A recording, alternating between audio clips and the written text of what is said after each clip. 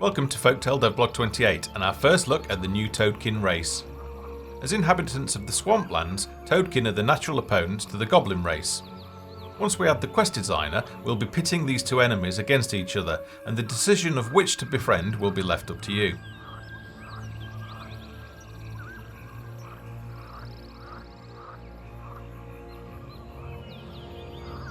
As a sentient speaking race, it's going to be an interesting task for the script writer, voice actor and the sound designer to deliver their dialogue.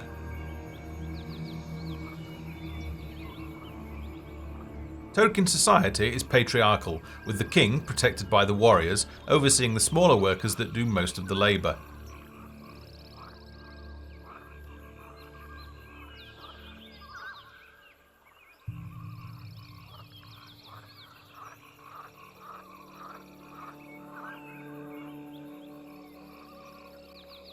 Toadkin are inspired by ancient Mayan culture, and this is reflected throughout, including architecture, armour and weapons, and the loot items that they'll drop. Here are just a few of the loot items that you can expect to gain from your encounters with Toadkin. Earlier this month we released patch 0.2.10, including 2 new swamp kits which you can see in the levels throughout this blog. We'll be continuing to add to the swamp kits with the inclusion of the Goblin architecture kit in a later patch. The soundtrack accompanying the blog video features tracks from the swamp biome. All of the tracks for all biomes are now complete, and we'll be releasing the ultra high quality official soundtrack as DLC at the same time as patch 0.3. We hope to expand the soundtrack as more tracks are composed to accompany the cinematics that will go into production next year. One of the significant additions in patch 0.2.10 was the ranged arbalist profession, which you can train at the barracks along with the city watch. Using control groups, which we've added for the next patch, you can now quickly select and command your melee units into combat while keeping your ranged units at the rear. Using the new console, I'll cheat and add one of every item to my global inventory, so I can show off gear attributes. Using the inventory filters, I can show only the items I'm interested in. Equipping armour now modifies unit armour ratings, increasing the damage reduction effect when they take physical damage. Armour effectiveness varies by type and rarity, and in Folktale we'll have cloth, leather, chainmail, scale mail and plate. In patch 0.2.10 we also added the prototype of the special abilities system. While special abilities will be used by heroes, for testing we've added some of the early prototype effects to the staffs. The Cursed Staff has Fire Shield, a passive aura that inflicts damage on any opponent caught within the area of effect.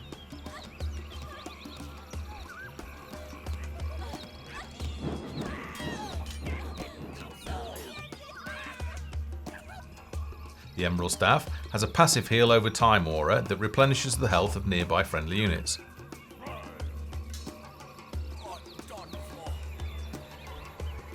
The Amber Staff has a mass heal spell which is activated by clicking on the button on the character portrait wheel.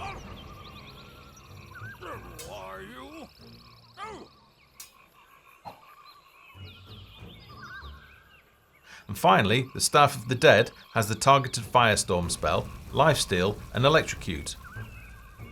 We'll be improving the look of these abilities in time, but for now they are a fun addition to play with.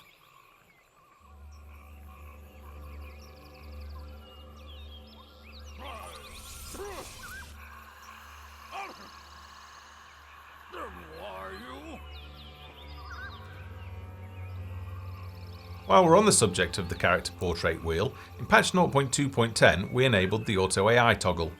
When Auto AI is active, characters will go about their daily work routines. For the Hunter, this was problematic in previous patches when we wanted to use them as a ranged scouting unit. By turning off Auto AI, you can now do that, and the Hunter won't return to work duties until you tell them to.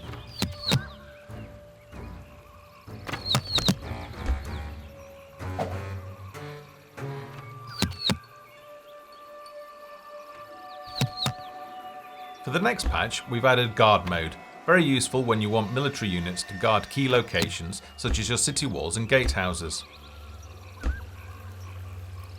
When Guard Mode is activated, characters will diligently guard that spot, only attacking units that come within range. The Swamp Ruins kit included in the last patch is specifically designed for creating Toadkin habitat.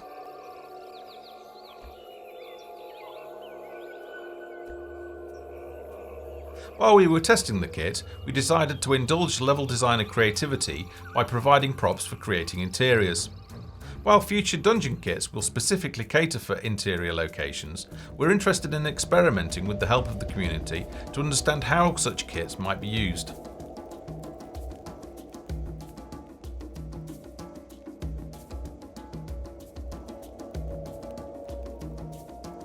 Jumping into the editor, level designers will hopefully be pleased with the addition of the new swamp kits mentioned earlier, and also the colliders kit, which includes invisible camera colliders and nav mesh cuts.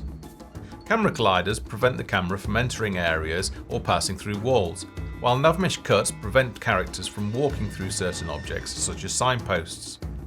While most props already include colliders and nav mesh cuts, there are special cases where level designers will benefit from being able to place these manually. If you're interested in keeping up with the latest developments, as well as sharing your ideas with other friendly community members, the Sunday Dev Hangouts are well worth dropping into. For more information, please visit twitch.tv/gamesfoundry and follow the channel. The broadcast times can be found towards the bottom of the channel. Hopefully I'll get to chat with you soon. As with all of our dev blogs, I'd like to finish by thanking everyone in the community who continues to support development during early access. Until next time, bye for now.